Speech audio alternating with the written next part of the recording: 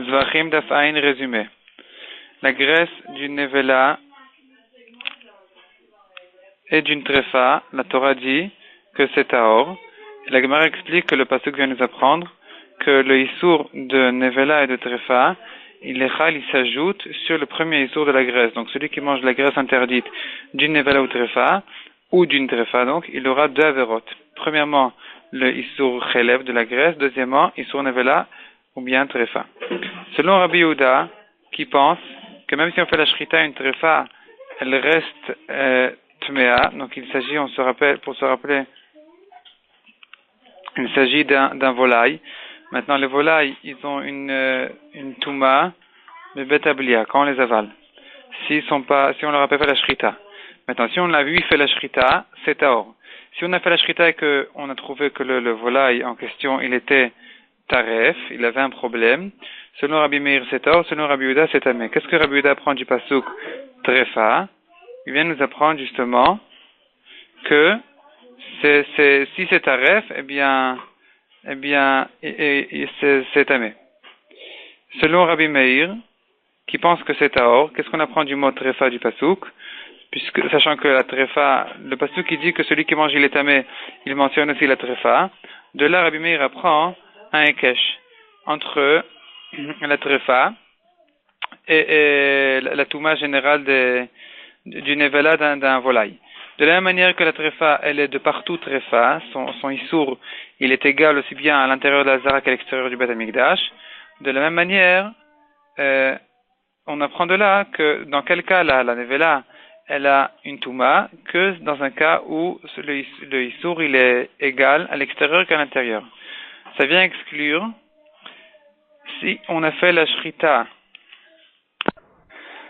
à l'intérieur de la zara d'un volaille, malgré qu'il n'est pas kochim, c'est du choulin, et donc on n'avait pas le droit de le faire à l'intérieur, mais puisque à l'extérieur c'est une shrita qui rend tahor, donc de là on apprend de la même manière à l'intérieur, donc c'est plus égal, c'est-à-dire on peut pas dire que s'il a fait la shrita, la même shrita qu'il aurait fait à l'intérieur, elle est tmea, à l'extérieur c'est tahor, puisqu'à l'intérieur c'est assour, à l'extérieur c'est moutar, puisque c'est un choulin. Donc puisqu'on apprend du mot trefa qui n'a pas de différence entre l'intérieur et l'extérieur, on apprend de là que de la même manière pour tous les volailles, ils ne sont tmeim qu'à condition que la touma elle est pareille, elle est égale à l'intérieur qu'à l'extérieur. Or, un volaille habituel, quand on lui a fait la shrita à l'extérieur, même s'il est taref, selon Rabbi Meir, il est tahor. Donc, de même, à l'intérieur, dans la zara, malgré qu'on n'a pas le droit de faire la shrita des choulin dans la zara. Le mot nevela du pasuk, qu'est-ce qu'il vient nous apprendre? Donc, de là, Rabbi Yehuda apprend la dracha de Rabbi Meir, que Rabbi Meir a pris de trefa, Rabbi Yehuda, il apprend de nevela. Donc, il faut que ce soit égal à l'intérieur comme à l'extérieur. Donc, tout ce qui est à un endroit, aussi bien à l'intérieur qu'à l'extérieur, tahor, eh bien, dans le deuxième endroit aussi, ce sera tahor. Ça, c'est selon Rabbi Yehuda. Et Rabbi Meir, qu'est-ce qu'il apprend du mot nevela? Il vient de là, on apprend que, dans quel cas il est tamé, s'il a mangé un kazaït, birta achilat bras, en 2, 4 ou 9 minutes selon les avis. Ensuite, passons à la sugia des graisses qui sont interdites à manger, mais le pasuk dit que c'est tahor, même dans une bête nevela, que toute la bête elle a une touma, les graisses interdites ne sont pas concernées par cette touma, et c'est tahor. La Gemara apprend des drachot que seule une behema teora, une bête qui est permise d'être mangée, eh bien sa graisse est teora, mais une behema tmea, un âne, un chameau, sa graisse n'est pas concernée par cette tahara, et donc ça reste tamé.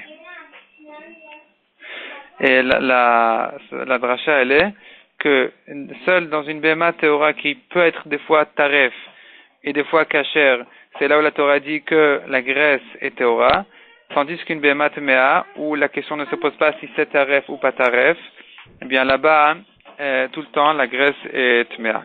De même, les chayot, donc les bêtes sauvages, même qui sont permises, elles sont leur graisse est aussi permise à être mangée. C'est pas contrairement aux bêtes domestiques que le chelev est interdit dans les chayot, le chelev est oui permis. Mais par contre, si la bête est devenue nevela, elle est morte, eh bien là, la touma, elle se propage même sur le chelev. Contrairement à une BMA. Donc c'est la différence entre une chaya et une BMA. La BMA, qui est une bête domestique, eh bien sa graisse est toujours Théora, même si la BMA est morte, elle est Nevela, tandis que la Chaya, sa graisse est Tmea, malgré qu'elle est permise d'être mangée. Au contraire, c'est-à-dire, la Torah dit que lorsqu'on n'a pas le droit de manger la graisse, et là on dit que la graisse est Théora, quand la bête est morte. Mais une graisse qui est permise d'être mangée n'est pas concernée par cette ara, donc c'est tamé. Ensuite, nous avons une machloquette selon Rabbi Meir, entre deux Amoraïm. Qu'est-ce que dira Rabbi Meir dans un cas où il a fait une melika? La melika d'un volaille taref, qui s'est trouvé taref, qui avait un défaut qui le rend pas soul de korban. Donc Rabbi Meir qui a dit que la melika, elle sert à rendre le volaille taor, qu'est-ce qu'il dira dans un cas où non seulement il était taref, mais en plus il était aussi balmoum, il avait un défaut qui le rend pas soul de korban. Est-ce que Rabbi Meir dira aussi ici que le c'est taor ou pas? C'est une marloquette dans la Gemara. Celui qui dit que c'est taor, il pense que même celui qui a fait la melika à un coq, qui n'est même pas caché les korban, eh bien, c'est suffisant pour que le coq soit taor. C'est-à-dire, taor, ça veut dire évidemment qu'il est interdit, mais celui qui le mange quand même, eh bien, il reste taor.